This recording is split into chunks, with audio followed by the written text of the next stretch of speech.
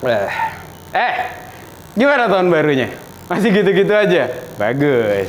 Anyhow, gue pengen ngucapin dulu nih selamat tahun baru 2021 buat lo yang setia nonton channel Bacotan Om Wok. Dan kalau misalkan lo ingat, tahun kemarin gue kan pernah ngomongin cara gimana sih bikin tim airsoft yang baik dan benar. Nah, sekarang gue pengen ngomongin tim airsoft lagi nih cuy.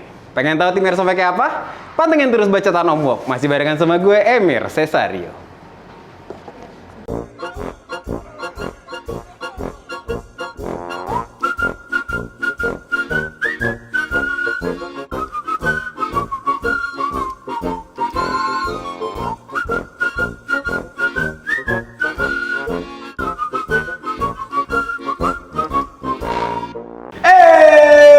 Selamat datang kembali di acara Bacotan Om Wok. Masih barengan sama gue, Emir Cesario alias Emir Bewok, tukang bacot profesional kesayangan selingkuhan Anda.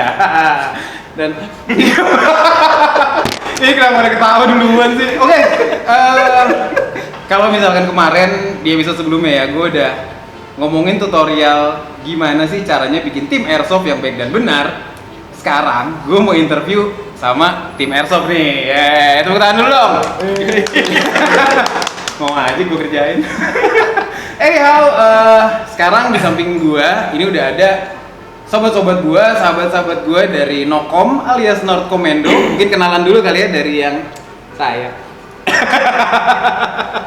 Kenalan dulu dong. Saya Tommy, salam kenal. Udah berapa lama main airsoft? Kalau nggak salah nih ya, dari 2005. 2005. Oh ya, buat yang belum tahu, Tommy itu mantan selingkuhannya Emir. Bukan. Tommy itu mantan ketua hariannya Nokom yang sekarang sudah lengser dan digantikan sama Sebelah gua. kenalan dong. Halo, nama gua Wawan. Gua jadi ketua harian Nokom per kapan sih kemarin? 2020 lah. Per tahun ini. Kalau untuk main airsoft sih ya kurang lebih 10 tahun lah, kurang lebihnya ya gitu. 10 tahun lah ya. Ya, cukup tua juga sama ini nih, ngomongin soal tua nih. Ini ada yang lebih tua. Dia nggak tua men, dia bangkotan. Ini Highlander ceritanya. Jadi, gue kenal sama orang-orang Nokom ini dari zaman gue masih pakai seragam SMP cuy. Salah satu foundernya yang nanti ada fotonya lah ya, gue taruh di sekitar sini. Itu dulu masih gagah-gagahnya. Sama lah kurang lebih sama bapak yang ini dulu gagah banget. Kenalan dulu dong. Gua Melki, main di airsoft ini udah 16 tahun. Wah, nggak salah berarti. Memang nggak salah karena dulu pertama kali kenalan bukan sama Emir, sama bapaknya. Oke, gua tekanin lagi. Ini ketua umumnya. Nih ketua umumnya. Ya udah, buat lo yang penasaran kita mau buka-bukaan aibnya kayak gimana, stay tune terus di Bacotan Om Wok. Sekarang kita buka-bukaan aib bareng orang-orang Nokom. Enggak. Aib nih, aib. Oke, masuk ke pertanyaan pertama nih. Nokom itu kan udah lama banget ya di dunia airsoft. Ya iyalah, gue pertama ketemu aja masih SMP kan, masih gagah loh bapak ini. Emang agak sekarang. Oh masih, gue udah dibeli kopi soalnya. Iya men. Dulu gedenya di sini. Sekarang di sini men. Beda. Oke, ini langsung nih. Bisa dikasih tahu dulu nggak? Kira-kira Nokom tuh berdirinya kapan, tanggal berapa gitu, biar pada tahu lah. Nokom itu berdiri sejak 2004 di bulan Oktober. Jadi per hari ini kita udah 16 tahunan lah, jalan ke 17. 16 tahun jalan 17. Tuh kalau ibarat anak tuh lagi ranum-ranumnya tuh ya. Betul. Kalau gadis. Sweet 17. Oh ya, buat yang nggak tahu, ini gue kasih sedikit bocoran nih. Yang gue tahu Nokom itu dulu didirikan pada awalnya itu membawa fungsi sosial cuy, yaitu adalah sebagai sarana untuk merehabilitasi mereka-mereka yang terjangkit dengan narkoba. Mungkin bisa diceritakan lebih detailnya kali. Dari yang gue tahu ya, jadi ceritanya gini. Founder kita namanya Dedi Ardiana. Ntar ada fotonya ya. Oke, ntar ada fotonya ya. Mbah Kakung. Jadi tega lu. Nah, Jadi ceritanya gini, dia tuh ngelihat banyak anak muda di zaman itu kena narkoba. Nah dia cari jalan gimana caranya rehabilitasi yang paling efisien. Nah waktu itu pertimbangannya adalah airsoft saat itu tidak semahal sekarang. Jadi merupakan alat yang paling efisien buat setidaknya buat mereka olahraga sekaligus mereka pacu adrenalin lah ya. Namanya orang janggis kan masih ada satu ketergantungan gitu. Daripada ntar dia bengong-bengong, betul. Terus dia ngelamun jorok, enggak? Kalau di kita kan abis main kita kumpul-kumpul, kita ketawa-tawa gitu, nggak ada emosi. Nah akibat dari situ muncullah satu ide untuk bikin komunitas gitu loh, komunitas airsoft. Muncullah nama Nord Commando. Waktu itu foundernya 8 kalau nggak salah ya. Iya. 8 orang. Nah, dibilang Nord Commando itu karena kan dimulainya itu dari Sunter. Terbentuknya Itu dari Sunter. Nah, yang notabene Sunter itu ya di Jakarta Utara, gitu loh. Maka dari itulah namanya Nord Commando. Mungkin kalau lo di Jakarta Selatan jadinya South Southco. Jadi Sokom. Sokom. Nongkrongnya di Senopati. Oke, jadi buat lo yang masih berpikir ya, kalau misalkan airsoft itu nggak ada gunanya lah, cuma buat buang-buang duit doang, itu nggak bener cuy. Buktinya udah bisa merehab Betul. orang gitu kan. Dan sebetulnya kalau gue bilang ya airsoft merupakan salah satu investasi terbaik buat gue sebetulnya dari dulu sampai sekarang. Kenapa? Satu, nilainya turunnya sedikit. Dari tahun ke tahun turunnya sedikit, malah sekarang makin mahal gitu. Senin harga naik. Gue salah ngomong. Nggak, lanjut. Bener kan? Kedua, gue ketemu banyak temen. Dan ketiga yang paling penting, nah, gue ketemu keluarga. Salah satu keluarga terbesar gue ya di Nongkrong. Oh. Kira-kira gitu. Termasuk selingkuhannya. Karena dia tiap kali main ada nih. Ya udah gitu. Jadi kalau misalkan lo juga masih berpikir airsoft cuma buang-buang duit, oh tidak. Harga barang-barangnya kalau ya suatu saat kan nggak tahu kan. Betul. Kita lo ekonominya nyungsep gitu kan, tidak meroket, paling nggak lo nggak usah jual ginjal lah. Pasti ada yang bisa dijual lagi. Oke, terus kan tadi kan dari 2004 Nokom gitu kan. Itu bisa diceritain nggak strugglingnya awal-awal Nokom berdiri itu apa aja sih? Ya mungkin bisa dibahas. Kayak kita tahu ya dulu kan seiring perjalanan airsoft kita kan kayak roller coaster gitu ya. Sok lah, siapa nih yang mau cerita? Ya kalau dibilang struggling ya kalau dulu kan orang-orang tuh pada belum ngerti, ya kan. Terus juga ada beberapa klub itu mereka yang wah pokoknya kalau mau join airsoft itu mesti dari atas ke bawah ini begini. Sedangkan kalau mau join nama kita itu dulu itu cuma pakai spring aja join kok. Cuman pakai spring aja join. Cuman pakai spring aja join. Kenapa? Karena kita bukan mengutamakan bagaimana bagusnya, bagaimana kerennya, penampilan, tetapi bukan penampilan yang kita kejar, tetapi kebersamaan yang kita kejar, gitu kan. Nah balik lagi ke rehab itu, ya orang-orang ini kan kalau misalnya main semua itu mesti ada temen, gitu kan. Nah jadi kita lebih banyak kita utamakan ya awaknya, kita utamakan keluarganya, dan kita nggak pernah nanya, lu pakai apa sih? Kok pakai itu? Dulu aja kita main cuma pakai spring, terus pakai face motor. Oh iya. Iya, motor. Ya kan? Nah, kacamata las. Iya. Sepatu sport. Kadang sendal jepit. Gitu kan. Nah, itu ayo aja. Yang penting kebersamaan. Ya itu yang banyak orang nggak tahu ya, mungkin karena sekarang kan Nokom juga umurnya udah mau sweet 17 tadi kan. Iya. Yang kelihatan di sosmed tuh, wih ini sultan-sultan semua dengan gear-gear dan Betul. impresinya gitu. Nah, jadi dengan perjalanan itu yang tadinya dari Springer, per hari ini pun kita juga masih ada Springernya. Masih ada sisi Springer. Masih ada. Nah, terus berjalan dengan bertambahnya member, bertambahnya anggota. Akhirnya habis itu kita ada beberapa bagian-bagian lagi. Betul. Iya nih. Ini gue coba Bantu perjelas ini ya. lah, oke. Jadi Nokom itu sebetulnya terdiri dari 3 bagian besar. Nah, bagian pertama tuh militer entusias. Oke. Militer entusias wajar, semua yang main airsoft kebagi sebagian besar militer entusias. Kedua airsofter. Jadi memang mereka fokus sebagai player airsoft. Nggak peduli soal impresi lah ya yang gitu Betul. ya. Nah, yang terakhir itu impresionis. Ini nih. Oke. Ini nih. Nah, jadi dibagi 3 nih di Nokom. Ah. Nah, 3 ini saling bersinergi. Kalau di Nokom kenapa? Karena kita tujuannya adalah membuat wadah di mana ilmu pengetahuan dibagikan. Gitu loh. Sebagai contoh, airsofter berapa banyak sih yang lari jadi Girdo? Banyak. Bisa dihitung pakai jari sih Nokom sebenarnya. itu salah satu yang punya paling banyak Girdo sebetulnya. Iya, kayak kalau kita lihat juga kan Nokom impresi banyak banget ya. Betul. Kalau kayak ya kita sering jalan bareng gitu Oh. kan. Lo itu ada yang US lah, Betul. ada yang Jerman juga walaupun lu usir biar satu boot sama gua. Sama ada NCPD. Betul. Ya.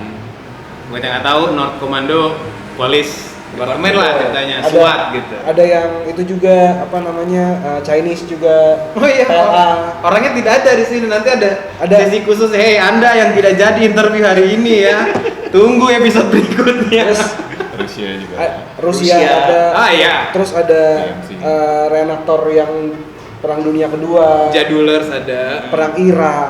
Nah, kita semua dikumpulin ke satu wadah di mana mereka saling bagi ilmu. Jadi kan masing-masing punya cerita. Nah, banyak yang taunya cuma Perang Irak aja, tapi sebelumnya nggak tahu. Nah, ini di Nokom kita coba untuk bagilah cerita itu. Jadi biar menyamakan semua orang on the same page lah ya. Betul. Setidaknya ada jalan tengah lah di mana tiga bidang ini bisa hidup bersama gitu. Nah, ini nih menarik banget nih kalau misalkan kayak kita lihat perkembangan airsoft Indonesia sekarang ini kan terlihat sepertinya ada gap ya antara yang generasi dulu sama generasi sekarang gitu kan. Mungkin karena perbedaan pola pikir, cara pandang atau mungkin tata bahasa yang sepertinya belum menemukan titik tengah yang benar-benar saklek nih gitu. Kalau Nokom sendiri dari Nokom untuk mensiasati hal-hal kayak gitu tuh gimana sih sebenarnya? Kalau di kita sih ya sebetulnya gap generation gap ya itu ada. Cuman kita nyiasatinnya simpel sebetulnya. Perbanyak aja komunikasi. Jangan malu nanya. Sebetulnya gini loh, yang generasi baru ini kan orangnya gue banget kan, kayak gue banget gitu. Oh, iya lagi pengen tampil lah Betul. istilahnya Nah, gitu. Dia tuh kayak egonya gede gitu. Nah, sedangkan generasi tua kita udah lewatin semuanya gitu loh. We've been there. Jadi ya we've been there ya kita udah separah-parahnya airsoft udah lah. Gitu. Udah pernah ngerasain. Udah pernah ngerasain gitu. Saya anak baik dari Nah, dulu. jadi kitanya yang coba merangkul gitu. Kita yang coba buka ayo gitu. Bukannya kita yang Preaching gitu. bukannya kita yang minta mereka naik gitu loh, ngertiin mereka gitu. Tapi kita yang turun ngertiin mereka. Oke. Kalau misalkan ngomongin airsoft ya kayak tadi kita bilang ada yang namanya generation gap gitu. Kalau dari mata Nokom sendiri gimana sih perkembangan airsoft yang dari dulu zaman kita tuh masih susah sampai yang sekarang ini dari mata Nokom tuh seperti apa gitu? Apakah membaik kah atau biasa aja atau anjing hancur gitu? Dari sisi apa nih? Dari sisi apa dulu? Secara general aja dulu lah, secara general. Kalau secara general bisa dibilang ada lebih perbaikan ya. Contoh, kalau dulu kita itu kan semuanya di mata polisi itu kan abu-abu. Kalau sekarang kan sudah diatur dengan perkap. Jadi udah nggak ada abu-abu lagi, tetapi memang sudah hitam putih. Oke. Nah, hal-hal yang lain juga kalau anak-anak sekarang itu main itu juga sudah ada regulasinya lebih baik. Kalau dulu kan nggak ada regulasi FPS, nggak ada regulasi ini, nggak ada regulasi itu. Jadi main seenak-enaknya aja. Kalau sekarang kan sudah diatur. Ya zaman dulu ya ada yang bawa aki ya Oh, buat di aeknya. Lo pernah ngerasain gak tuh bawa aki sambil sukir? Udah bawa aki, FPS-nya 500 lagi. BB 0,3. Gue pernah men di burst kan, itu serius itu garis men lurus. Wah, anjir gue bilang, ini sih penyok nih, kena. Iya. Nah, jadi begitu kan. Nah, terus juga dengan diperkenalkannya milsim, anak-anak itu jadi sudah lebih mengerti kebutuhan BB itu gimana sih, nggak awur-awuran lagi kayak dulu, mainnya lebih teratur, lebih tertib lah. Engagementnya juga lebih jelas. Engagementnya lebih jelas. Tapi jujur ya Mel, anak zaman dulu tuh lebih kreatif. Gue masih inget banget si Dodi. Oke, kan dia mau lempar granat zaman dulu kan cuma pakai string doang kan. Yeah. Terus copot, tak gitu kan. Dia ambil tuh bebek, terus dia lempar granat. Tapi Mel tetep gitu loh. Kalau anak sekarang enggak Mel, lu lempar gitu marah Mel. Iya. Nice try lah, nice try. Iya kan? Iya. Oh ya, terus ngomongin soal, kita masih ngebahas soal generasi nih. Ya seperti yang kita tahu, nothing is perfect lah in this world gitu kan.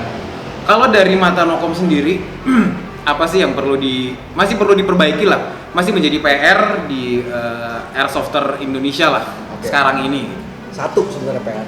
Kalau dari segitu banyak masalah, gue cuma satu sebenarnya. Apa? Tetap jadikan itu mainan.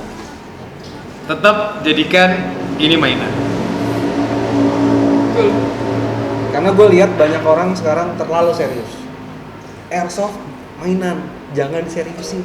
Lu cuma tentara plastik cuy. Iya.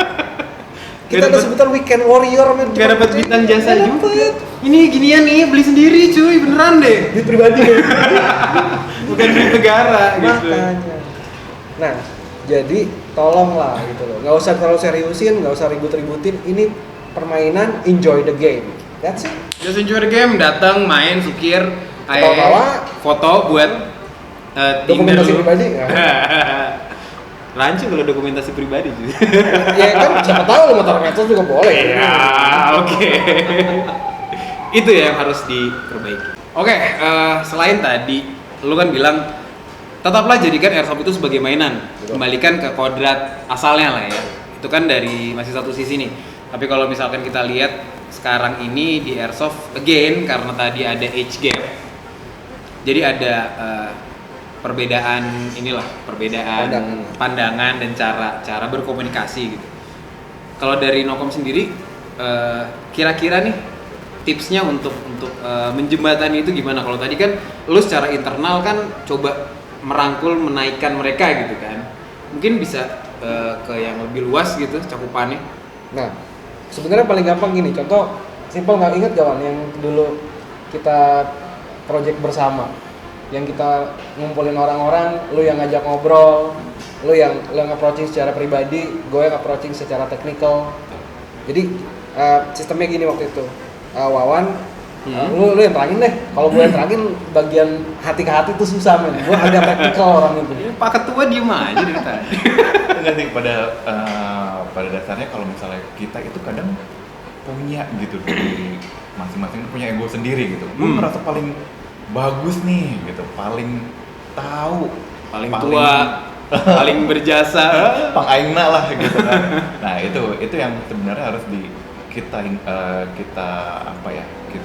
hilangkan dulu lah gitu kan, biar antara gap antara yang lebih katanya senior gitu sama orang yang pingin tahu nih dunia airsoft itu seperti apa sih gitu, itu yang harus dihilangkan. Jadi yang seniornya itu bisa ngasih arahan, kan kita lebih dulu nih gitu kan, lebih dulu udah pernah ngerasain suka dukanya main airsoft gitu, apalagi sama orang yang baru nih, yang belum tahu gitu kan, yang asal main ada gerakan dikit disikat gitu kan. Nah itu Temen sendiri juga disikat kan? iya, Temen sendiri kadang disikat. Gua Dendam sering pribadi ya. serius men, gue pernah lagi nanjak kan, orangnya nggak sengaja mencet trigger, pak, udah dong sakit pak anjing. Gue nengok ke belakang kan, dia bilang maaf kak, nggak sengaja kena trigger. itu. Oke. Terus kalau untuk generasi yang muda nih, yang nanti di mana suatu hari lo pasti akan menggantikan posisi-posisi kita sekarang yang duduk di sini sebagai penerus Airsofter Indonesia. Nah, dari Nokom sendiri nih ada sepatah dua patah kata nggak untuk mereka? Gimana main tunjuk-tunjukkan? Biarin Kahar yang berbicara. Oh iya, Kahar. Kalau untuk anak baru nih, adik-adik yang baru nih gitu kan. Adik manis. Yang pertama itu Wasu. Oke, lanjut. lanjut ya. Yang pertama itu jangan malu nih untuk bertanya nih gitu kan ke senior. Terus googling gitu kan biar tahu nih historinya juga gitu, nggak cuman yang asal, karena ya jujur gue juga pernah ngerasain gitu asal beli akhirnya ya nggak kepake gitu, dan tahu nih gitu kan, karena kan airsoft itu ada yang cuman main aja, ada yang mau ke Geardo, nah gitu, jadi harus tahu dulu nih gue pengen apa sih menjadi Geardo, tahu dulu gitu. Makanya jangan malu untuk bertanya sama googling lah. Nah ini yang gue Kenalan lah ya. Gue nambahin dari si Wawan ya. Jadi gini, kebanyakan itu newbie itu dia beli barang nggak riset dulu. Asal beli. Akibatnya contoh gampang nih, buat bikin gearbox bagus aja itu bisa keluar banyak uang. Sedangkan kita zaman dulu juga sebetulnya sama, cuman dari pengalaman kita tahu oke. Biar lu tidak mengulangi kesalahan kita gitu ya. Iya. Kalau memang mau main aja, ya riset dulu deh, lebih baik. Sama yang paling penting tuh ya tadi ya, jangan malu nanya ke senior. Jangan malu nanya. Karena apalagi lu di hutan nyasar. Iya. Malu bertanya, sesat di ranjang. Tapi inget-inget, jangan nanya sama dia. Oke, jadi buat dede-dede manis ya yang baru mulai di hobi ini, jangan takut-takut lah sama senior, kita nggak gigit kok gitu. Kalau diajak ngopi, ya datengin aja gitu, duduk baik-baik, kan enak ya kayak gini ya, kenalan gitu. Daripada ngedumel bikin meme doang di belakang. Oke, itu tadi kita udah ngomongin seputar perjalanan airsoft dari zaman kita ya. Ya kita tahu setiap yang namanya tim komunitas itu kan orang bilang nggak ada gading yang nggak retak gitu kan. Pernah nggak sih Nokom tuh sendiri mengalami ya bisa dibilang internal crisis lah? Pernah. Terus? Jadi tahun berapa ya waktu itu ya? Tahun 2009-an gitu deh. Antara 2009-2010. Nah, itu ada perpecahan internal. Nah, jumlah kita yang dari ratusan langsung berkurang banyak. Perpecahan internal itu sendiri disebabkan karena ya ada beberapa member yang lama terkena hasutan seperti itu. Akhirnya beda visi dan mereka bikin klub sendiri lah. Nah, dari Nokom sendiri ya waktu itu kan desas-desusnya banyak, ada Nokom gitu, akhirnya kita perbaiki semua. Per hari ini kita melihat kok dan bisa melihat orang-orang yang waktu itu termakan isu akhirnya kembali lagi ke kita, ya kan? Klub yang waktu itu dibikin juga sudah nggak ada dan Nokom tetap ada. Oke, gitu. Tetap solid per hari ini, tetap solid. Jadi buat tim-tim di luar sana mungkin ya, apalagi yang baru, intinya kalau misalkan namanya suatu kelompok kan nggak mungkin ya nggak ada gading yang nggak retak pasti gitu. ada. Tapi kita keep carry on aja. Dan mesti diingat, kita ini bukan klub politik. Yes, betul. Kita ini bukan klub-klub yang mempunyai tujuan lain. Betul, kita tidak berkepentingan. Kita tidak mempunyai kepentingan apa selain untuk membantu. Dari awal mulanya lagi kita untuk membantu orang-orang, daripada lu pikirannya nggak jelas, ya kan, daripada lu obat, Betul. daripada Aneh-aneh lah. lu yang aneh-aneh, lebih baik lu kita kegiatan positif kita ya. lebih ketahuan positif. Nokom itu sebetulnya ada konflik kan selama gue di Nokom ada 2 kali. Yang pertama gue yang ikut hasutan. Oke. Nah, yang kedua kali karena di dalam secara internal ada konflik mengenai seberapa serius sih permainan ini. Oke. Nah, tapi balik lagi kalau gue coba pandang ke belakang gitu ya, masalahnya mengenai apa? Selalu masalahnya adalah mengenai airsoft yang diserius-seriusin. Oke, makanya tadi lu bilang biarkanlah itu tetap jadi mainan gitu. Treat this as a game.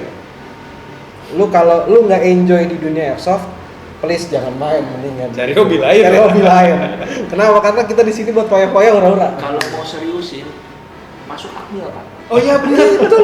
Jenjang karirnya jelas, ada gaji. Jelas. Iya. Sama siapa tahu bisa dapat istri perawat. Dan nggak beli sendiri lagi. Iya sih. Semuanya dibiayain negara lagi. Oke, jadi apapun itu yang namanya tim pasti ada gading yang tertak ya, pasti ada perpecahan. Cuman itu kan kembali lagi itu adalah seleksi alam namanya. Betul. Kan. Tetap carry on, tetap konsolidasi dan ya udah tetap jalan aja gitu di show must go on. Betul. Dan sama yang udah ya beda visi misi, ya udahlah ya let go aja. Udah dong. No hard feeling. No hard feeling. Kalau ketemu masih say hi, Kita jangan masih malu-malu. say hi, masih ketemu, masih ngobrol. Nggak ngeblok-ngeblok ini kan sosmed kan. Ya oke, itu tadi kita udah ngomong seputar internalnya Nokom. Tapi kan nggak seru ya kalau misalkan ngobrol bareng Nokom nih nggak ngomongin kegiatan mereka cuy. Karena yang namanya Nokom ini punya agenda tahunan yang pasti ditunggu-tunggu sama Airsofter Indonesia. Mau tahu agenda tahunannya apa? Stay tune terus di Bacotan Omong.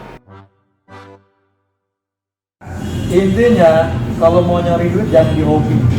Kalau nyari di hobi namanya usaha. Komunitas itu maksud lu. Emang gue nyebelin sih, Itu tapi asli. Di DFK juga sama. Kita panitia ditembakin gitu. Yang paling parah waktu itu jadi ceritanya gini, kita lagi nolong kan. Kita bilang stop, hold. udah tau lagi sengkle tuh kakinya. Saya dipikir skenario, ditembakin. Habis, bener. Gua sampai sekarang kagak ngerti. Gua pikir ya, udah mati gua pikir gitu kan. Wah, di karma nih gua tembakin dia di bangku.